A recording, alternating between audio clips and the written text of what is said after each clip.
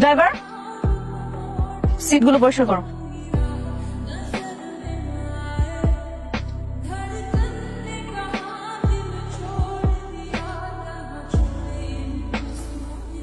দেখ জানলাতে কি ময়লা হয়ে আছে। চল চল উঠে পড়, উঠে পড়।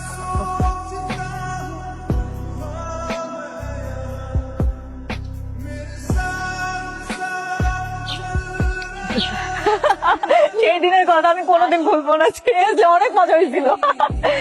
ড্রাইভার, গাড়িটা পার্কিং করে রাখো, চল ভিতরে যাই।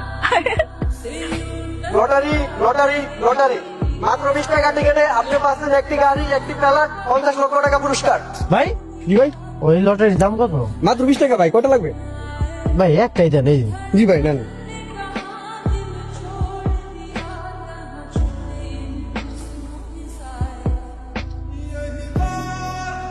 কি রে, সব অর্ডার কি শুধু আমাদের জন্যই? তো ড্রাইভারের জন্য কোনো কিছু অর্ডার করবি না? নাকি ও ওখানে বসে বসে মশা মারবে? কোনো দরকার নেই, তোরা জানিস না ওর ছোট লোকের বাচ্চাটা গরিব হলেও ওর অনেক দিমাগ। এখন যদি ওকে খেতে ডাকি কি করবে জানিস? খুব ভাববে। তাই নাকি? এই গরিব ফকিনি ড্রাইভার তোর সাথে ভাব নেই? হ্যাঁ, কেন তুই কিছু বলতে পারিস না? এই ছোট লোকদেরকে প্রশ্রয় দিলে না এরা মাথায় উঠে বসে। কিছু করার নেই দোস্ত, কারণ ওর বাবা আমাদের বাসায় কাজ করে। বলতে পারিস বংশ পরম্পরা থেকে আমাদের চাকর। ও শিট। সাবধানে ফানি। ও না, দাঁড়া, ওয়েট, দেখ কি করি। এই ড্রাইভার, এদিকে আসো।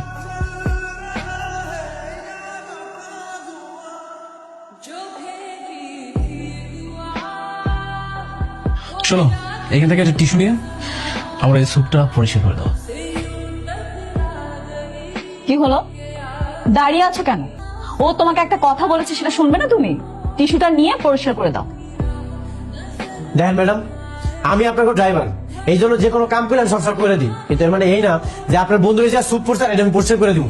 কি তুই একটা 2 টাকার ড্রাইভার হয়ে মুখে মুখে তর্ক করিস? দেখছিস, তোকে বলছিলাম না কেমন চটং চটং কথা বল। যেটা করতে বলছিস সেটা কর। দেখেন, আর একটা বার যদি আপনি উল্টাপাল্টা কথা বলেন তাহলে কিন্তু আপনার জিপের টাইম আমি ছিঁড়া ফেলাবো। আপনি কি প্রতিবন্ধী নাকি? নিজে পরিষ্কার করতে পারেন না? তোর এত বড় সাহস, তুই আমার চোখের সামনে আমার ফ্রেন্ডকে অপমান করতেছিস? তুই জানিস এর পরিণাম কি হতে পারে? চাকরি থাকবো না, তাই তো? ঠিক আছে, করলাম না আপনাকে চাকরি। আপনার মতো অহংকারী মাইয়া থেকে আর কি আশা করা যায়? জাস্ট বেয়াদব। ভাই, নিজে কি লটারির রেজাল্ট আছে? হ্যাঁ ভাই, আপনি কি টিকিট কাটছেন? হ্যাঁ ভাই, আমিও তো একটা কাটছিলাম। একটা টিকিট, 20টা টিকিট কাটছে, কাম হলো না, আপনি একটা কাটছেন। ভাই একটু দেখেন না, যদি মিলে যায়। কি ভাই, মিললো?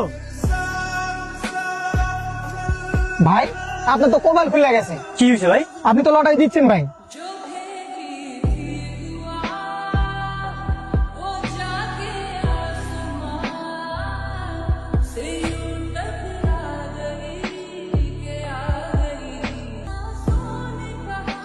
আম্মা, আম্মা, ও মা। বাজান, তুই আইসস? তোর এরকম সাহেবের মতো লাগতেছে কেন? এতদিন কই আসিনি তুই? আম্মা, আমি এখন আর সেই গরিব মাহিম নাই। তোমার পোলা এখন সাহেব হয়ে গেছে। সত্য? হ্যাঁ সত্যি। তুমি তুমি আমগো বাড়িতে কি করতেছো? আরে ও এখন এখানেই থাকে। মানে? বাজান, ওর বাপের যত মিল কারখানা ছিল না, সব আগুনে পুরো ধ্বংস হয়ে গেছে। দেনার দায়ে সব কিছু নিলামে উঠে গেছিল। আর লোকটা সহ্য করতে না পাইরা না স্টক কইরা মইরা গেছে। একলা কি করব? আরে আমরা লয়ে আইছি, ওই এনেই থাকে। আমার দেখছো আল্লাহর কি বিচার, অহংকারে চোখ অন্ধ হয়ে গেছিল। কইছিলাম না ওকে নিতে বেশি দিন সময় লাগবো না।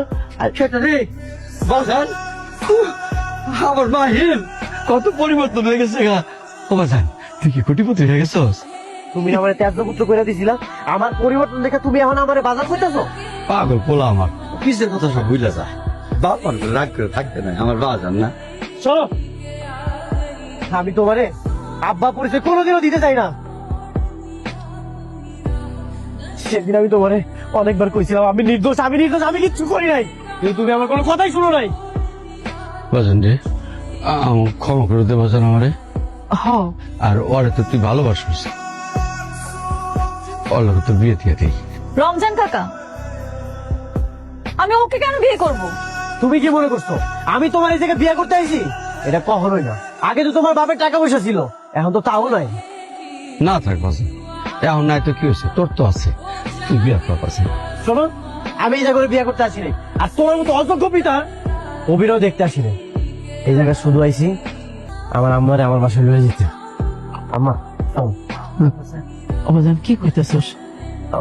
ওনারে সাইডা, এই সংসার সাইডা, বর্ষার সাইডা কেমনি যাই? আমার এটা তুমি কি কইতেছো? আমি এই জায়গায় কাউরে নিয়ে যাবো না, শুধু তোমার আমার বাড়িতে নিয়ে যেতে এসেছি। চলো। বাজান রে, স্বামীরে তুই আমি কই যাবো? ও, তুমি আমার লগে যাইবা না?